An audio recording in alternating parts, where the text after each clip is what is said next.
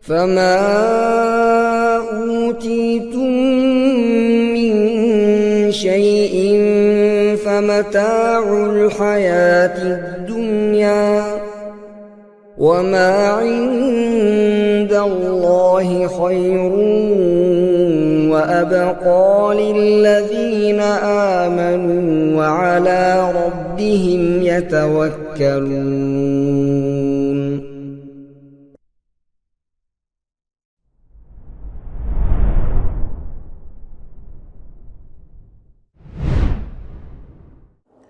Assalamualaikum warahmatullahi wabarakatuh.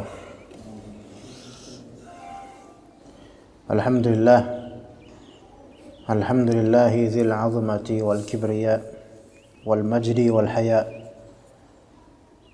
ja'ilin nuri wal dhulama wa malikil imanati wal ihya wa asyhadu an la ilaha illallah wahdahu la syarika lahu fil ardi wa la fis sama' wa asyhadu anna Muhammadan abduhu wa rasuluhu imamul hunafa sallallahu wa sallama alaihi wa ala alihi wa sahbihi al-awfiya. Amma ba'd, kita melanjutkan tafsir atau kajian tafsir salaf sebagai pengenalan terhadap tafsir salafus saleh, pendekatan diri secara keilmuan terhadapnya, dan juga menambah khazanah ilmiah. Dan kita masih ada di fase al-madkhal, yaitu pembukaan, yang mana di dalam kajian-kajian ini insyaallah kita akan membahas manhajiyah dan banyak sekali pengetahuan mengenai tafsir bil ma'thur atau tafsir salaf. Maka ikhwan dan akhwat rahimani wa rahimakumullah, kita masih di permasalahan ahmiyatu tafsir sahabah, kepentingan tafsir sahabat Nabi, keunggulan mereka. Pada kali ini kita akan membahas kenyataan atau poin para sahabat itu adalah ahlul lisan alladzi nazzala bihil Qur'an. Artinya adalah para sahabat itu ahlu lisan al-Arab, yaitu para sahabat mereka adalah orang yang menguasai lughah, menguasai bahasa. Jadi ketika Al-Qur'an turun dengan bahasa mereka, yaitu bahasa Arab, maka mereka adalah orang yang paling ngerti, paling faham tentang Al-Quran yang memang turun dengan bahasa Arab dibandingkan dengan selain mereka dari kalangan Ajam, yaitu dari kalangan non-Arab. Dan mereka ini di masa sahabat, mereka lughah mereka itu berada di martabat al-fasahah al-arabiyah, yaitu bahasa fushanya bahasa Arab, paling tingginya kelas bahasanya Arab, yang mana bahasa fusha sekarang hanya dipakai untuk acara-acara formal atau dalam rangka mempelajari dan mengajar ilmu syar'i. Dan lisan mereka tidak berubah, bahasa mereka adalah bahasa mereka ketika itu. Mereka berada di ketinggian dan puncak kesusastraan Arabik. Maka mereka adalah orang yang paling mengerti tentang Al-Quran dan As-Sunnah. Sebagaimana dinukilkan tentang mereka, itu tentang sahabat, dari kalam ataupun tafsir. Maksudnya jika ada kalimat ataupun tafsir dari mereka, ya, kalimat atau tafsir, ya, jadi kalimat ini berarti ucapan mereka, ucapan salaf. Enggak mesti tafsir, ucapan lah, faedah ilmiah. Atau tafsir mereka, sesungguhnya kalam atau tafsir sahabat itu menjadi hujjah fil lughah, menjadi hujjah dalam bahasa Arab. Ya, jadi kita mengikuti bahasa Arab versi mereka. Karena dalam kalimat-kalimat salaf atau kalimat para sahabat ada penjelasan keabsahan pemutlakan suatu lafal atau kalimat atau frase dalam bahasa Arab. Ibnu Hajar rahimahullah, beliau dalam kitab Fathul Bari menjelaskan sebuah athar Ibnu Mas'ud, menjelaskan sebuah athar Ibnu Mas'ud yang mana Ibnu Mas'ud menafsirkan firman Allah Subhanahu wa taala, "Qul ud'u alladhina za'amtum min dunihi fala yamlikuna kashfa ad-durri 'ankum wala tahwila ulaika alladhina yad'una yabtaghuna ila rabbihimul wasilah." Kemudian Abdullah bin Mas'ud berkata begini. Ini yang menjadi iskal bagi beberapa pihak nih. Kana nasun minal insi ya'buduna nasan minal jinni fa aslamal jinnu wa tamassaka haula'i bidinihim. Kata Ibnu Mas'ud, ada nasun minal ins, orang-orang dari kalangan manusia, ada orang-orang dari kalangan manusia ya'buduna nasan minal jin. Orang-orang dari kalangan manusia mereka menyembah nasan minal jin, orang-orang dari kalangan jin. Nah, menyembah orang-orang dari kalangan jin. Nah, di sini kemudian Ibnu Hajar berkata, Istashkala Ibnu Tin qawlahu nasan minal jinni min haitsu innan nasa dhiddul jin. Ibnu Tin salah satu ulama mempermasalahkan perkataan Ibnu Mas'ud, yaitu tadi kana nasun minal insi ya'buduna nasan minal jin, yaitu perkataan nasan minal jin, orang-orang dari kalangan jin. Kenapa? Min haitsu innan nasa dhiddul jin, karena tinjauanlah nas, manusia, orang itu adalah dhiddul jin, lawan dari kata jin. Jadi ada orang, ada jin. Maka Abdullah bin Mas'ud bilang, ada orang dari kalangan manusia menyembah orang dari kalangan jin. Emang di jin ada orang gitu loh. Ya.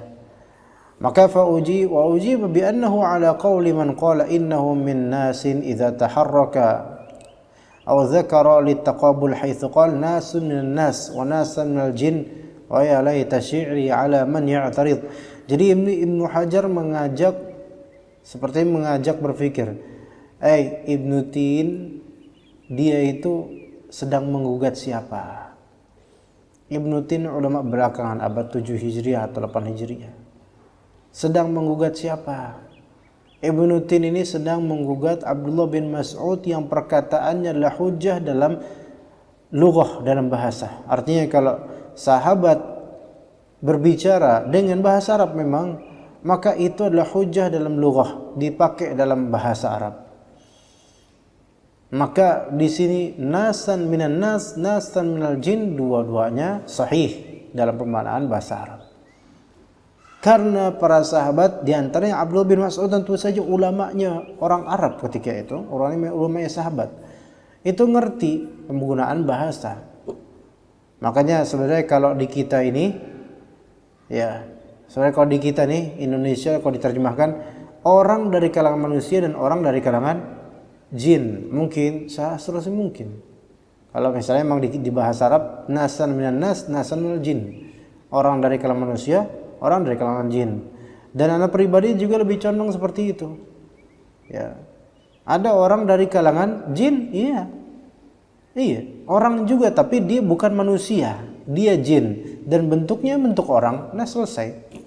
Ya, karena memiliki memiliki gerakan, memiliki bentuk misalnya. Nah, itu. Ya, itu nasan minal jin. Maka Ibnu Hajar mengajak berpikir, coba Ibnu Tin itu sedang menggugat siapa sih? Menggugat Abdullah bin Mas'ud, yang mana Abdullah bin Mas'ud jauh lebih tinggi kapasitas keilmuan Arabiknya. Jadi jangan dipermasalahkan. Itu satu keunggulan tafsir sahabat. Kemudian di antara keunggulan tafsir sahabat adalah husnu fahmi sahabah. Bagusnya pemahaman sahabat Nabi tentang ayat Al-Quran, bahkan juga tentang hadis Nabi. Ya, jadi orang yang melihat, menatap perkataan-perkataan sahabat dalam tafsir sambil tadabbur terhadap perkataan tersebut, kemudian berusaha memahami arahan tafsirnya sahabat dan kaitannya dengan tafsir ayat, akan jelas buat dia kenyataan bahwasanya Allah Ta'ala telah mengkaruniai para sahabat husnul bayan an ma'anil Quran, yaitu kebaikan penjelasan terhadap makna-makna Al-Quran tanpa adanya takalluf dan sikap maksa, dan juga tanpa kalimat-kalimat salaf ini, terutama sahabat itu tidak begitu ta'ammuk fi tajnisi al-kalam, yaitu enggak terlalu main retorika belaka, tetapi ada kedalaman betul-betul. Retorikanya itu stabil, ya normal retorika pada umum, tapi ada kedalaman pemahaman di balik kalimat-kalimat salaf, terutama sahabat. Ya. Nah, ikhwah sekalian, ini semua baiknya pemahaman mereka, yaitu disebabkan karena mereka adalah orang-orang yang menyaksikan bagaimana Al-Quran turun kepada Nabi SAW, yang mengetahui keadaan-keadaan bangsa Arab ketika itu, dan mereka adalah ashabul lisan al-Arabi. Mereka adalah orang yang paling faham tentang bahasa Arab ketika itu, dan mereka adalah orang yang paling dekat kepada Rasulullah SAW. Jadi pendapat dan perkataan mereka tentang tafsir Al-Quran aula bil qabul, lebih utama untuk diterima daripada tafsiran orang-orang setelah para sahabat. Ini seharusnya disepakati oleh kaum muslimin. Karena mereka itu a'lamul ummati bimuradillah. Mereka adalah kalangan yang paling berilmu, paling mengetahui apa sih maksud Allah dalam ayat-ayat. Ya, Al-Quran turun di atas mereka, turun di zaman mereka. Dan mereka adalah pihak pertama yang disodorkan Al-Quran kepada mereka dari umat ini. Mereka juga menyaksikan tafsirnya dari Rasulullah SAW dari segi ilmu dan dari segi amal. Mereka adalah orang Arab yang fusha secara bahasa, secara hakiki. Maka tidak ada yang menandingi kebaikan tafsir para sahabat dari kalangan lainnya. Nah, keunggulan seperti ini, husnul faham, baiknya pemahaman mereka tentang ayat-ayat Al-Quran, ini mewajibkan atas orang yang mempelajari tafsir untuk sering-sering rujuk ke perkataan para sahabat, dan wajib atas pembelajar tafsir untuk memahami tafsir mereka, agar pelajar tafsir bisa beriktimad ala tafsir sahabah, yaitu beriktimad, menyandarkan tafsiran kepada tafsiran sahabat, dan membangun di atas tafsiran sahabat masalah-masalah dalam ayat dan juga faedahnya. Ya, begitu insyaallah untuk kajian tafsir salaf insyaallah taala. Ya, kita lanjutkan setelah ini insyaallah kajian tafsir muyassar berkaitan dengan ibadah haji. Sallallahu ala nabiyina Muhammad wa ala alihi wa sahbihi ajma'in.